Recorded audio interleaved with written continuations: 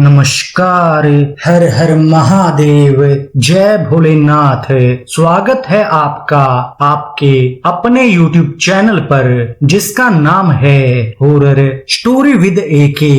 मेरा नाम अनिल है। मैं आपको यहाँ पर ईश्वर से जुड़े चमत्कार एवं तीसरी शक्ति के प्रकोप पर आधारित कहानियाँ सुनाता हूँ। आज की कहानी भगवान के भोले भाले भक्त की है। भक्त धन्ना जी का जन्म मुंबई के पास धुआन गांव में एक जाट घराने में हुआ।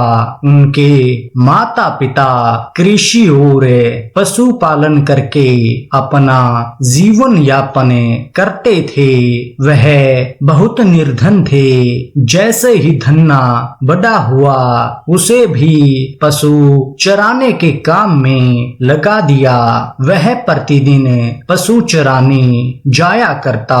गांव के बाहर ही कच्चे तालाब के किनारे एक ठाकुर द्वार था जिसमें बहुत सारी ठाकुरों की मूर्तियां रखी हुई थी। लोग प्रतिदिन आकर वहां माथा टेकते व भेंट अर्पण करते। धन्ना पंडित को ठाकुर की पूजा करते, स्नान करवाते व घंटियां खड़काते। रोज देखता। अल्प बुद्धि का होने के कारण वह समझ न पाता। एक दिन उसके मन में आया कि देखते हैं कि क्या है। उसने एक दिन पंडित जी से पूछ ही लिया, आप मूर्तियों के आगे बैठकर आप क्या करते हो?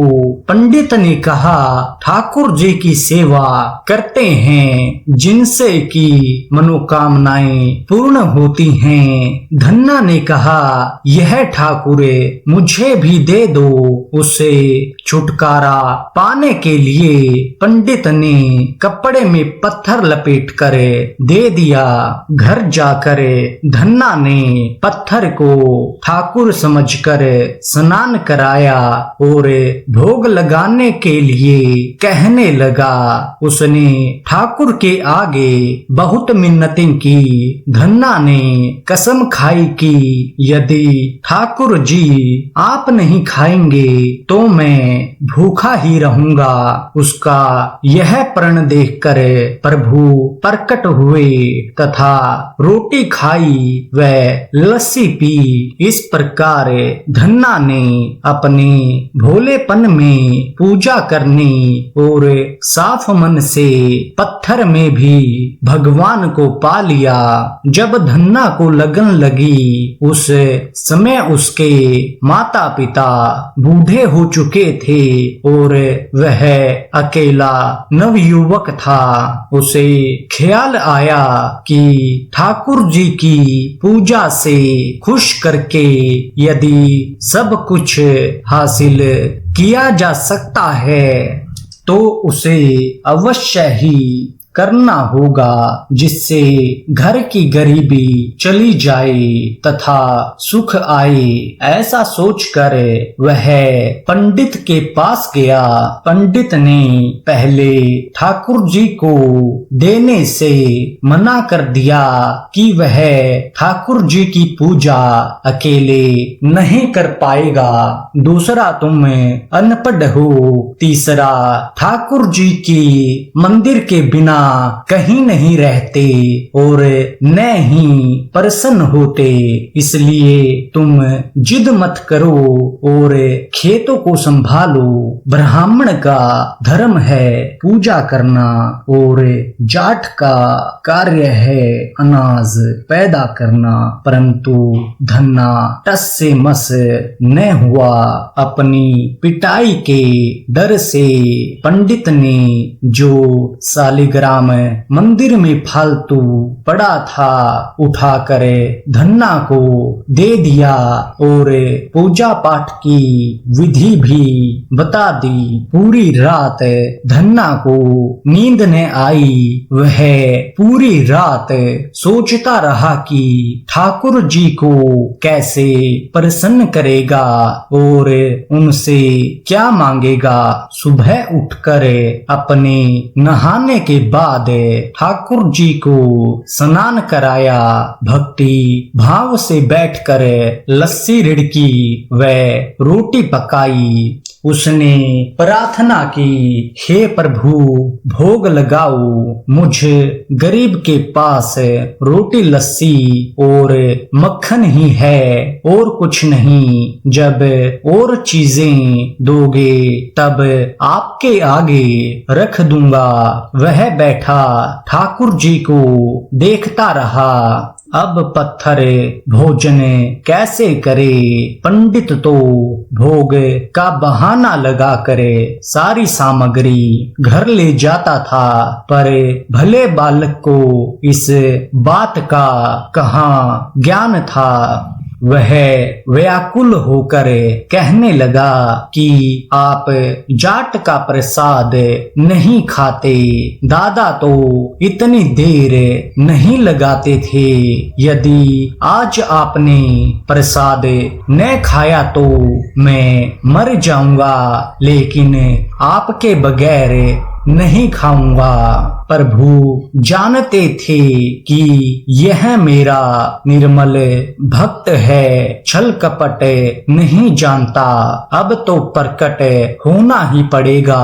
1 घंटा और बीतने के बाद धन्ना क्या देखता है कि श्री कृष्ण रूप में भगवान जी रोटी मक्खन के साथ खा रहे हैं और लस्सी पी रहे हैं। भोजन खा करे प्रभु बोले, धन्ना जो इच्छा है मांग लो, मैं तुम पर प्रसन्न हूँ। धन्ना ने हाथ जोड़कर विनती की, जो तुम्हारी भक्ति करते हैं तुम उनके कार्य संवार देते हो। मुझे गेहूं दाल व घी दीजिए, मैं खुश हो जाऊंगा। यदि जूता कपड़े 7 प्रकार के अनाज, गाय या भैंस, सवारी करने के लिए घोड़ी तथा घर की देखभाल करने के लिए एक सुंदर सी नारी मुझे दें। धन्ना के यह वचन सुनकर प्रभु हंस पड़े और बोले, यह सब वस्तुएं तुम्हें मिल जाएंगी। प्रभु कहते हैं कुछ अन्य। धन्ना बोला, प्रभु मैं जब भी आपको याद करूं आप दर्शन दीजिए। यदि कोई जरूरत हुई तो मैं बताऊंगा। तथास्तु भगवान ने उत्तर दिया, हे प्रभु धन्ना आज से आपका आजीवन सेवक हुआ। आपके अलावा किसी अन्य का नाम नहीं लूंगा। धन्ना खुशी से दीवाना हो गया। उसकी आंखें बंद हो गई। जब आंखें खोली तो प्रभु वहां नहीं थे। वह पत्थर का सालग्राम वहां पड़ा था। उसने बर्तन में बचा हुआ प्रसाद खाया, जिससे उसे 3 लोकों का ज्ञान हो गया। प्रभु के दर्शनों के कुछ दिन पश्चात धन्ना के घर सारी खुशियां आ गई। एक अच्छे घर में उसका विवाह हो गया। उसकी बिना बोई भूमि पर भी फसल लहरा गई। उसने जो जो प्रभु से मांगा था उसे सब मिल गया।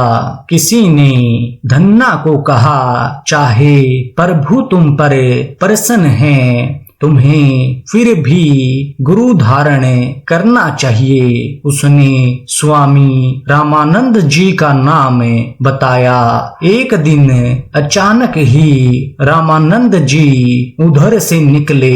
भक्त धन्ना ने दिल से उनकी सेवा की तथा दीक्षा की मांग की। रामानंद जी ने उनकी विनती स्वीकार कर ली और दीक्षा देकर धन्ना को अपना शिष्य बना लिया।